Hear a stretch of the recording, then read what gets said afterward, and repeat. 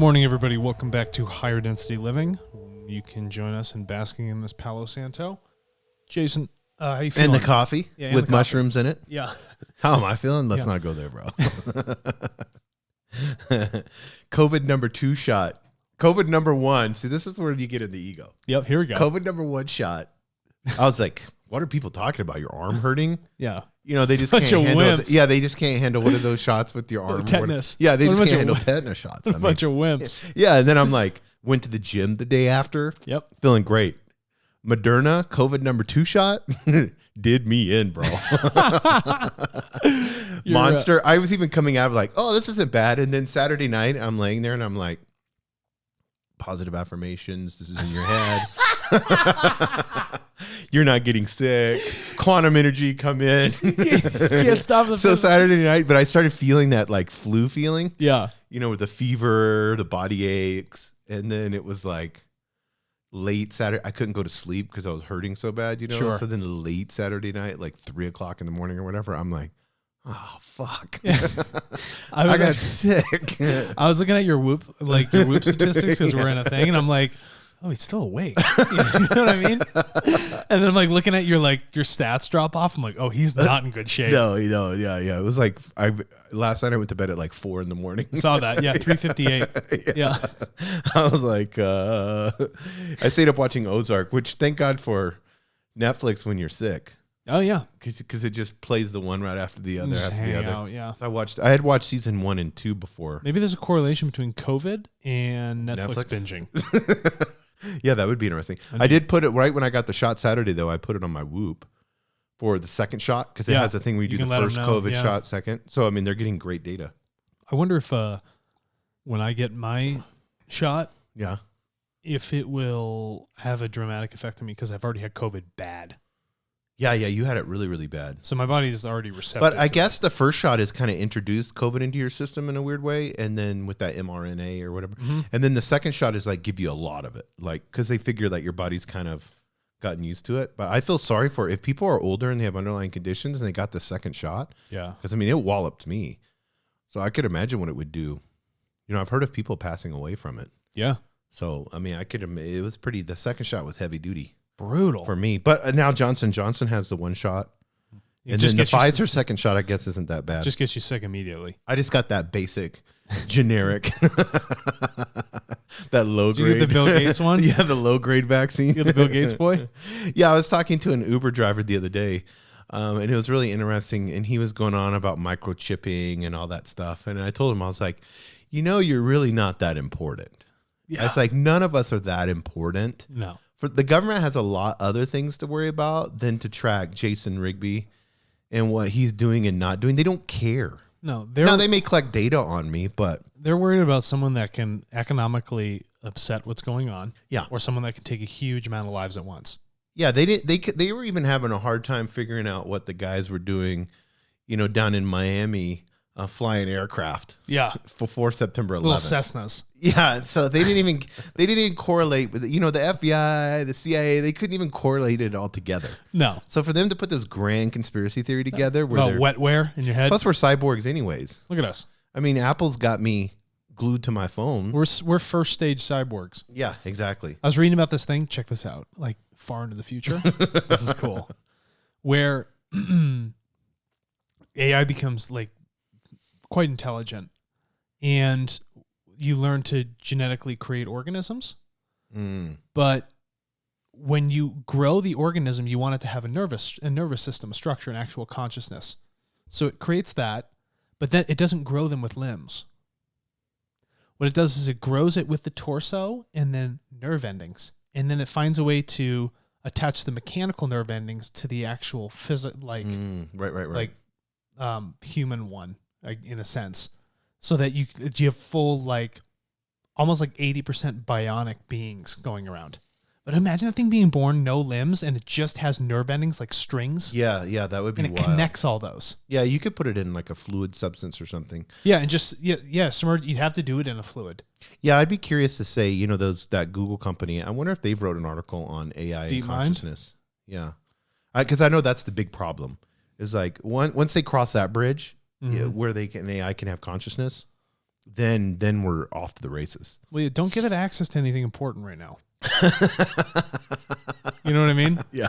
Don't hand it a nuclear code.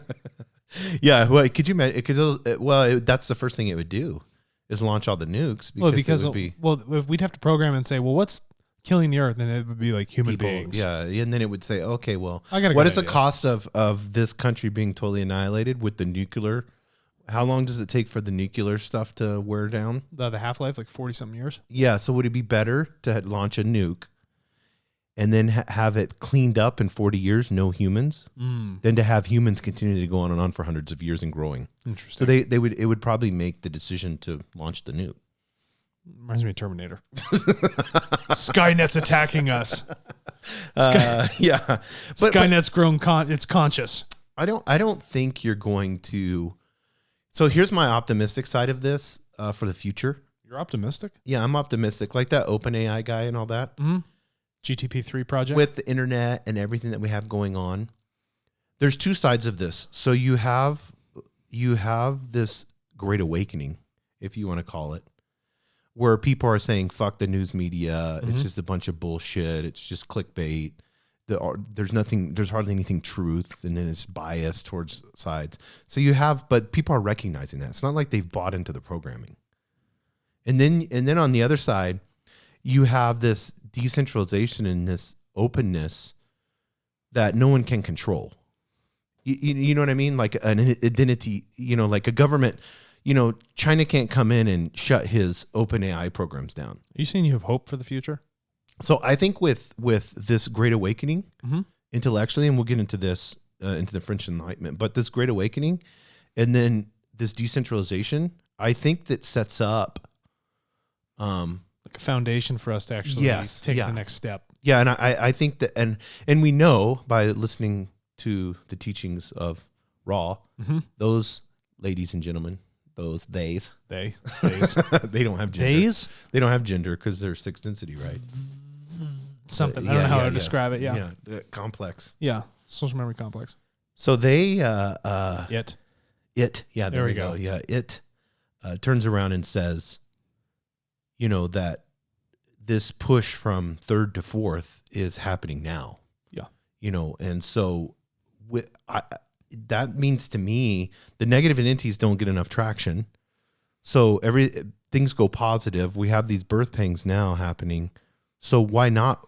Good terminology. Yeah. I was reading another article and they were talking about that, but why not have it ultimately love and light? Yeah. Why? To me, that's why the teachings of Ra, whether they're truth or not, the teachings of Ra gives pretty optimistic hope. All the time. Yeah. For Earth. Yeah. But even if we flip the switch tomorrow, what was that quote we had in one of our last podcasts? Something, although it is improbable that we change our ways tomorrow, all of us, it is albeit quite possible. Right? I love that. Yes. Albeit quite possible. It's a possibility, but it's very improbable. But I mean, it's evolution. I mean, you just see the slow change, super slow change. But I think the trajectory. I don't think it's supposed to be fast, though. But people are more conscious now than they've ever been. Oh, definitely. Yeah. I mean, the fact that people are listening to this, that we're not getting burnt at the stake for even talking on the show. Yeah. Think yeah. 100%. We don't have the Gestapo at our door with SS kicking it down, ripping us out of here. Because we're doing some I don't know, whatever's against they're talking about. But even, I was listening to a podcast yesterday and they were having this big going back and forth on vegan eating meat and all that stuff. And you hear that all the time. And, even Joe Rogan, Hunter, all that stuff, and there's always this, both sides are like, yeah, vegans are like, don't eat meat, don't kill animals. It's a being that you're killing.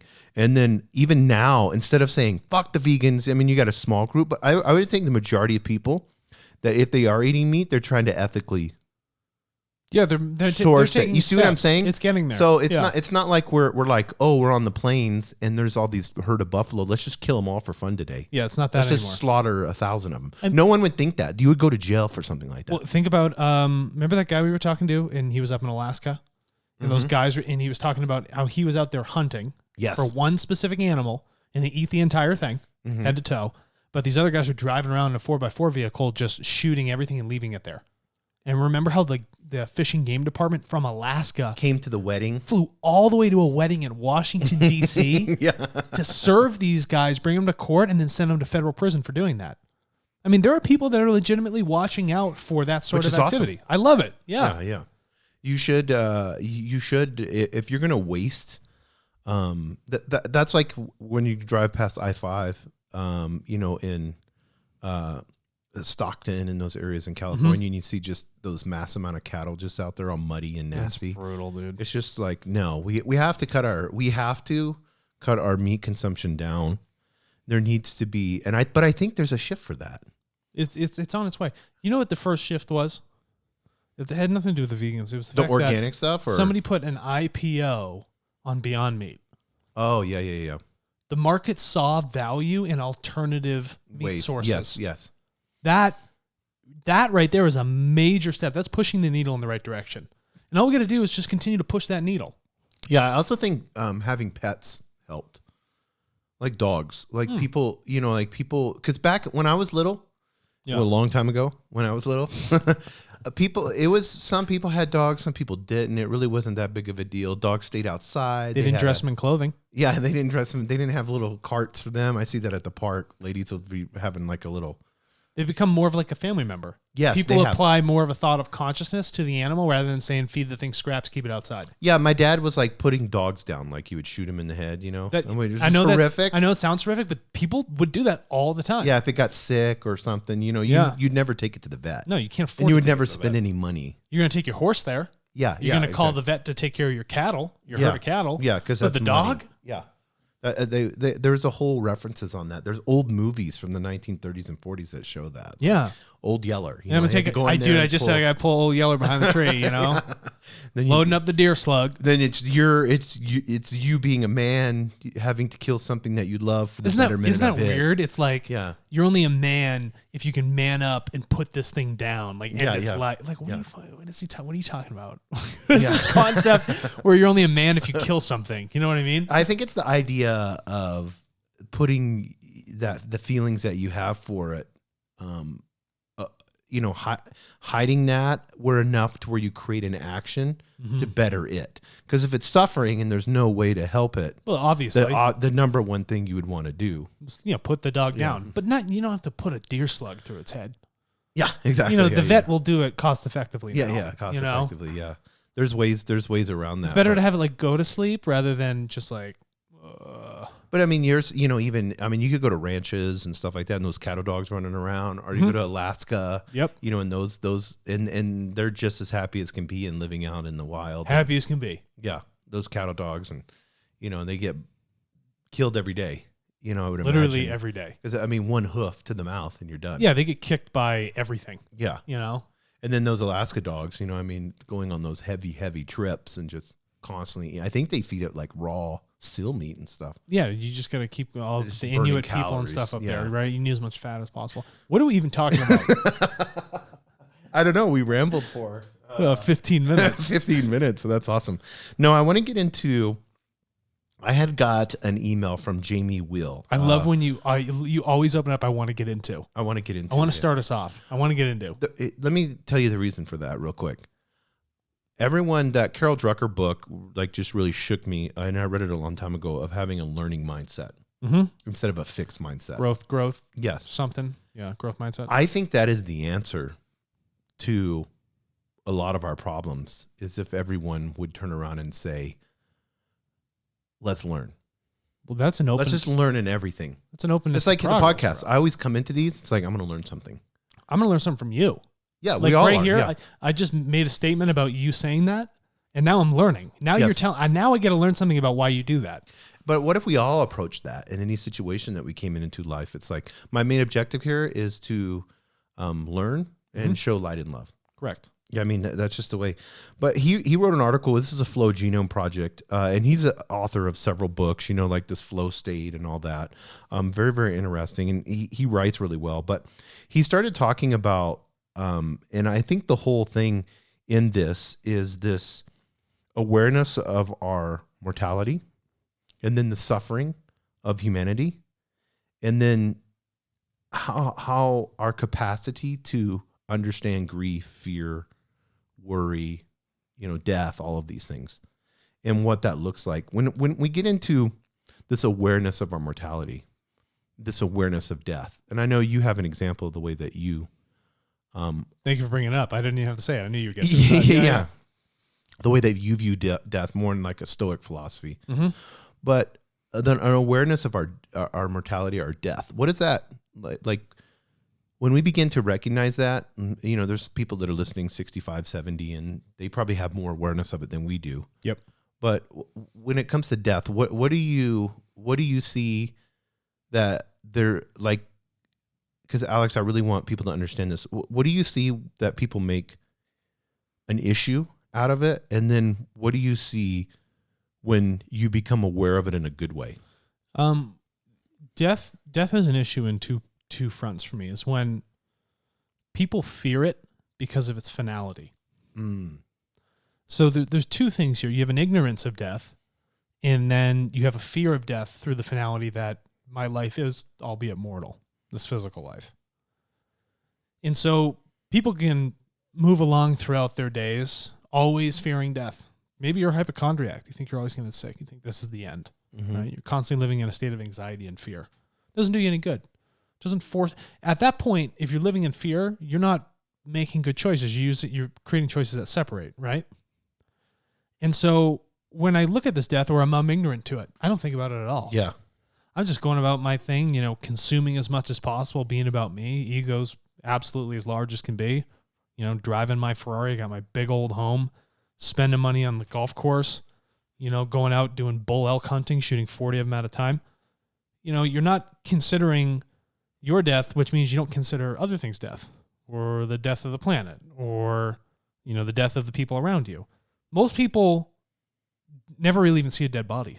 When's the last time you go to an open casket wake? Yeah. How often do you go to them? Right. You ever touch a dead body? It's ice cold. Right. There's the sense of life is it is dead, but you can't really sense life being gone until you've actually interacted with something that is truly lifeless, right?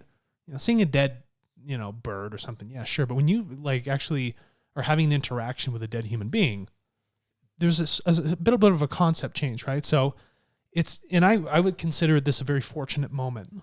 If someone around you does die, it gives you a moment to be aware, to actually move into that growth mindset that you talked about. So I can either live in ignorance of death, or I can live in fear of it.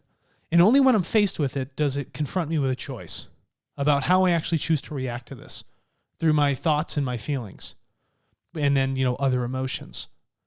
And if you take the time to look at this mortality of life, that the life is finite. If you choose to do that now, even if you are older, 60, 70, whatever it might be, you can be like, okay, I don't know how much time I have left, but do I want to look at what's going on here and think to myself, have I made the right choices? Did I do the right thing?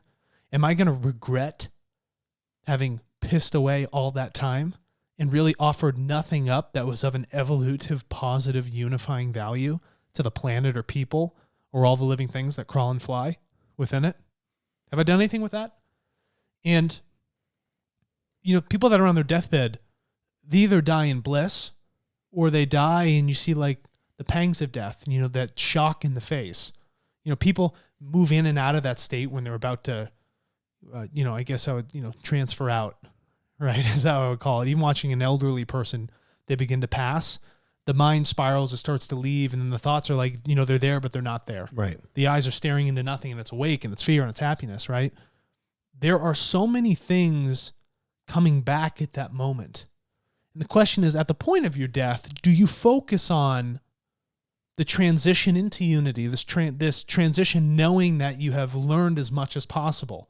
You've taken that growth mindset throughout your life. You've tried to be as unifying as possible. Or do you live in fear of that moment? Do you only focus on the regret? And when you're faced with that choice, when, for quite some time, maybe you did go to an open casket, and you're like, oh, I ignored it here. I didn't choose to actually make a difference of that choice. But now that it's directly affecting me, I want to make that choice. Right. Well, I got to tell you, it's too late. And now you're like, wow, I've essentially wasted this entire life. The actions and everything, the way I chose to think, act, walk, and talk, I'm only realizing it at the very last moments of my life. I should have taken the time to actually reflect on this growth mindset, this interaction with what death and mortality really is to the self, this idea of finality of the material. And in doing so would then force me into this idea, this progressive thinking and perspective that says, I need to learn. I want to look at everything as this learning experience. I want to share with others. I want to spread that love, because right now I'm sensing my own fear because I've missed those things. And I've only realized at the final moments with interacting with my own death and not another person's death that the time is up. Do you think that everybody regrets? No, not at all. Absolutely not. I think there are people in this world that ones that you've never even read about in a history book, or even just great people that have gone about their lives in a loving, unifying, understanding, this harmonious perspective, this learning growth mindset, and they die with absolute bliss, joy, reflecting on every single frame, all those moments of their life. Yeah, because he talks about the capacity for grief, and then having these overlapping existential crises that we all face, and then it threatens. There's always, when you look at humanity, there's always this threat. And we just had COVID. 2020 was pretty serious. The elections, people thought of that. But, amplifying threats. Yep. And what is that like? How do we perceive a threat? And then how should we, not only, how do you think humanity perceives a threat collectively? And then how should we look at a threat? We look at a threat. Threats affect us two ways. Threats affect us in our consciousness, right? Like these emotional states and stuff like that. And they affect us with this perceived idea of our mortality. Is someone going to cut my life short? Is someone going to end it right now? If that is so, because I value my life so much, how are we as a group going to look at this threat, this thing that is perceived as negative? Mm-hmm. How do we look at this as like, this is a thing that is strictly focusing on ending my life or making me feel uncomfortable? Right. Okay? We look at threats in the sense of the ego and the self, not a threat in the sense of the collective as a learning experience. The way it's framed by media and everything else is that everything is a threat. Everything is attacking you. Yes. Okay? It's, you are the target. Okay? The cosmos is specifically target. You are the unfortunate one. Yes. Nobody is albeit unfortunate. You are just in a place of rich catalyst and learning experience. Threats are not negative. A threat is only a threat if you perceive it as a threat. I could say something to you, but if you were just like, well, that doesn't mean anything to me. It's like sort of an empty threat. Well, then it carries no weight to it. Right. A threat is more of like a vocalization of something that's going to happen. But if it's really something that is, negatively oriented, that is trying to stop your life, albeit, prevent you from having any free will, that's a true threat to evolution.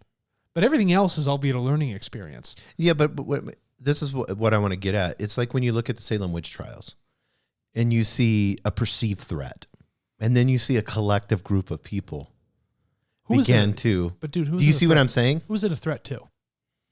The establishment, the religion. Precisely correct. It was a threat to the establishment. It was a threat to people who. I think it was more than that. I think it was a threat to egalitarianism. Yes. Because these women. So I think it hit like every little part of, I was reading that book, and it was written in, like the 1700s or whatever, and I forgot the name of it, but it was a study of the Salem witch trials. It even had the old English words in it and stuff like that. And it was really interesting to me to see, like the one guy that was obese and 50-something years old, and he was walking up a hill, and he walked past the lady, and then he died right there when he walked past her, and then they declared her a witch and killed her. Correct. Tortured her and killed her.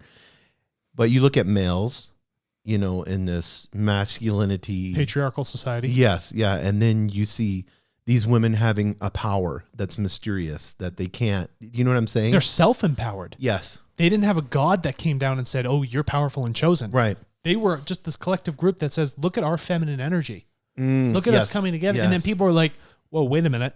And we can't have all women coming together like that. We got to shut this down. We got to strap up those Puritan buckles and start burning some people, drowning them in a lake. But even like the mystics, those guys, those esoteric Christians that were hiding in caves and you go through when you look at religion, you've got Sufism with, Islam and, and Kabbalah and mystic Jews. Yep. All of these religions, and then this group that's wanting to understand, and we're all limited. We can look at 2021 and laugh. 50 years from now, we'll just be like, oh my God, I didn't know hardly nothing. Yeah. And it's this learning thing. But what he says in the article, and I think it's important, and a big part of that overwhelm, because he talks about all of this overwhelming you. And that's an important word, because this feeling of being overwhelmed. Overwhelmed. You haven't taken the time to focus on these energies. So you let these energies override all of your systems. You're not reflecting on the power of yourself. Right. The power of your consciousness. The power of those thoughts to say, wait a minute, let's neutralize this negatively oriented energy, right? This polarization that's happening. And then let's turn it into a positive evolutive learning experience, right? So, because you mentioned the word overwhelmed to me twice when you were talking about your meditation with energy and stuff like that. Correct. That was coming in. Yep. So, like you said, it's an overwhelming of the energy. Is that what we're perceiving as overwhelm? That's what we're perceiving as overwhelming. And it took me time to I'm not anything special, but I needed to integrate those energies with my thoughts. I had to come to an equalization with what was going, not that it was negative, but it was so strong on the positive sense. Right. That I'm like, whoa, I need to take what I'm thinking as something that is maybe, debilitating to me because it was so powerful that like my thought's negative and I'm meeting it to something very positive, very charging. I need to equalize those energies. I need to focus on that this is not something that is here to harm me. This is just something here to teach. Okay? This is for a greater benefit. I love that. And I had to bring myself up to it.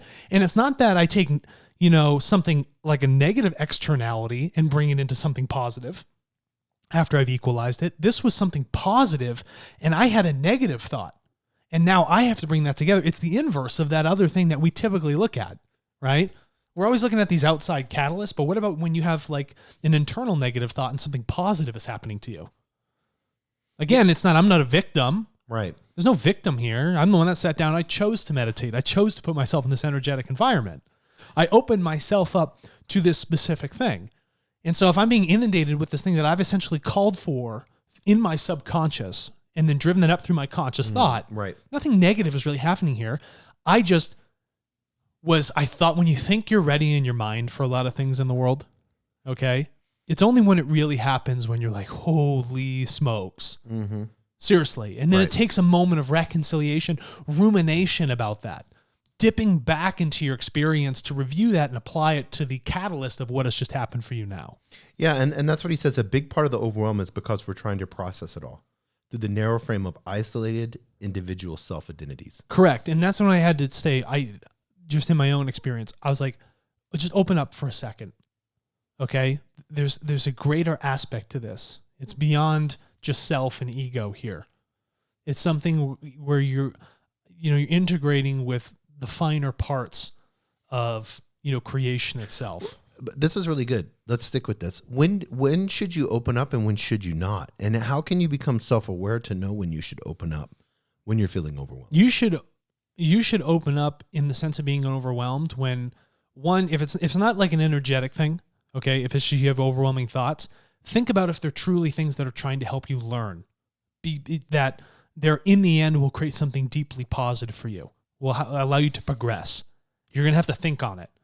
And as those are happening, think very deep about it. Yeah, I think it's a learn teach thing. And then like even when you know that you're going to be teaching. Correct. Being open. Yeah, you have to be open. Because you can still teach and keep that distance of being closed. You know what I mean? Yeah, it's like distance learning. Yeah. No pun intended. No pun intended. Are these meetings with Zoom, or whatever it may be? Yeah, the meeting with Zoom is like, having a meeting with your spirit. Right. You've been so distanced to it and, you're trying to bring it closer and closer and closer. But you got to call into it first. Yes. Send it the meeting code.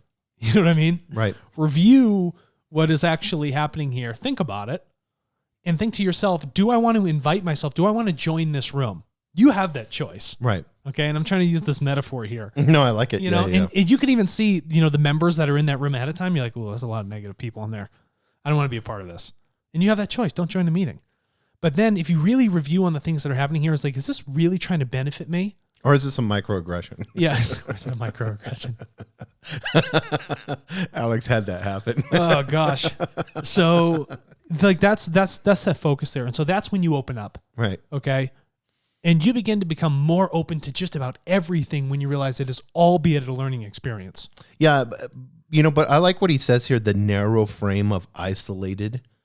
I love those words, the narrow frame of isolated individual self-identities. So when it becomes narrow, when we begin to isolate, when we're feeling overwhelmed. We disunify. Right. We remove ourselves from experience. We remove ourselves from creation. We remove ourselves from others. We remove ourselves from love. We've literally put up walls. And then our view, which is, you know, typically you'd want this large spherical like view where you can look around in all dimensions. You've lacked that. Now you've moved it into this very two-dimensional frame of reference. You've cut off all that experience. And by doing so, when you thought you were finding safety by removing yourself, yes, exactly. What you've done is you've slowed everything. You've made yourself more fragile, actually open to a greater amount of error and lack of realization of that error. Yes. Okay? If I have less things to test an error against, how am I supposed to learn from it? If I can only test from one little aspect of life, how is that supposed to be applicable to everything? This has been a problem with all of our scientific research. We only test it and apply it to one specific tiny little thing. But what about the application of everything? No. I like what you're saying because, you know, it's like test, retest, test again, eliminate, you know, probabilities, go through, you know, you can do first principles, however you want to look at it. And then it's like a narrowing down. You know, and he used the word narrow frame, but it's like this narrowing down until you actually can come up with a hypothesis that's like, okay, now we can develop a theory off this. Yeah, here we go. So whenever I look at being overwhelmed and then having the ability to have awareness, it's not narrowing things down, you know, in our logical brains. Whenever you talk about being open, that's scary. Yeah. You know, it's like, I'm feeling overwhelmed. Fight or flight, you know, my amygdala wants to just be like shrink down. Yeah. Either I need to run. This is a fight or flight, you know. Cortisol levels start going through the roof. You know, I mean, it's stress time. It's go. You know, I don't need to sleep. I don't need to eat. I just need to survive. Mm-hmm. And when you get to that level of overwhelmed, and then there's this fear that creeps in, it's like, I'm not going to be open. No. And fear is going to cut your survival rate. Yeah. So when you think you're allowing yourself to survive further, you're not. You're stagnating all of this. You're limiting survival. When that doorway becomes so tiny. Do you know that it's almost like in a Wonka room, right? You have the perspective of the door being there. Right. Like it's far down a hallway, but it's really right in front of you. It's just a very tiny door. So you're just narrowing that frame of reference, and then you're going to have to try and fit yourself, your life, through this tiny little doorway because you've receded away from experience, right? And you're living with these walls around you. So overwhelmed is because you haven't taken the time to actually work with yourself, understand your emotions, how you interact with stimuli. You've pushed stimuli away for so long. You don't want to focus on it. You don't want to focus on pain. Right. I want to live in a life that is numb. I don't want that. Well, listen, if you don't have pain, you don't have the balance, you don't have the learning. If you live strictly in this unbalanced state of positivity 24/7, you only think positive thoughts, you stopped all learning altogether. Yeah. You won't allow these things to come in. You've blocked them out. You've narrowed your reference of this world. You've limited creation. Your perspective is non-unifying. You choose not to join with the catalysts of life. You find stagnation. You sit in that room, that festering little box of, you know, false safety that you've created, but it's really non-existent. You're sleepwalking. Wake the fuck up. But I mean, so in this fear state and in this opening up, because there's a process to this, you know, the logical side says there's a process to it. So so now I'm going to say, how can I give love and light? How can I learn? Does that begin to like ease the discomfort? No. Sometimes it makes... Because you see what I'm saying? Because that's what we think. Let me do this, this, and this to... because all my life is built on comfort. So let me listen to this guru. Let me read this book so that I can feel more comfortable. No. The more you learn, the more you feel into it, the more you begin to recognize those pains, growing pains, shin splints of the mind. And the deeper you go, the stronger the catalyst you're going to receive because you're asking to learn. You want those catalysts of experience. You will be challenged because you've opened yourself up to that challenge. But there's only so many times you can become uncomfortable where then you're like, this is no longer a state of me to be, it's not what it was before. I'm essentially desensitized to discomfort. I'm comfortable becoming uncomfortable. So you constantly live in this equalized state. So even when something discomforting comes in, this negative catalyst, whatever it might be, oh, thank you for teaching me what to learn from. I appreciate that. I understand this is an uncomfortable growing point. Yeah, I'm going to use a crude example, but I think it works really well. I was listening to a UFC fighter the other day.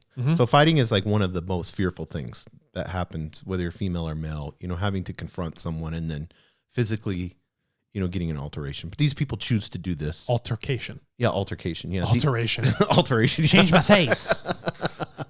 Face off. No, we're not doing that again. John Travolta. You should see he's had a couple face-offs. Yeah, you bet he has. Yeah, he looks. Sorry. That was interesting. Scientology has not been good to him with this plastic surgeon. Can we focus on the altercation? Yeah. So this UFC fighter the other day, he had got a record of how many during 5 rounds, how many hits had been hit. And he just devastated this guy. And both amazing fighters, and so the interviewer was asking questions with him, and he's like, everything got slow motion. He goes, I could not feel when he hit me at all. There was no pain. There was nothing. Too much adrenaline. Yeah. And then it was just like this. He goes, I felt like I was in like a different matrix. Like I could see everything and I knew ahead of time what I was going to do. And, everything. And you can hear people get into that state. And that's kind of what I'm picturing, to be able to have like this, if you want to use the word overcome, I don't know if that's a good word or not, but this fear that we let our decisions be controlled by. It drives it all. Yeah. So once you can begin to say, okay, how can I serve others? How can I bring love and light to this? How can I have the ability to be able to be a creator? What Raw had said on that shirt, that was really cool. Yep. Know yourself, accept yourself, become the creator. Yeah, so I'm going to become a creator now, and I'm going to be a catalyst instead of this, I'm going to be proactive instead of be reactive, all that stuff. Progressive, potentiating, all those words. Things. Yeah. So then I get into that flow state, let's say. We'll call it that, per se, because they talk about it. Now the power is within me instead of me saying that my weakness is derived because this externally happened to me. So, and I picture that it's like, I can see the blow coming, and then I'm just in another dimension. So I can die. You're not going to hit me. No, because the hits are the perceived suffering. Yeah. But once you're like, that pain's coming in, well, you can hit me all day long. It's not going to take away the power internally. You may slow me down. You may knock me out, whatever it might be. I will get back up. This is not going to kill you. It won't. Even if it kills you. Even if it does kill you. The meat suit. Yeah. You'll be back. You'll come back. And guess what? In that moment when you were dying, something was learned. Yes. Hands down. So be thankful for that moment. Okay? No matter what happens in this life. Okay? And it's going to be deeply negative, but always appreciate and be thankful. Show much gratitude for every single experience that you put yourself into. I love that. And we'll be right back.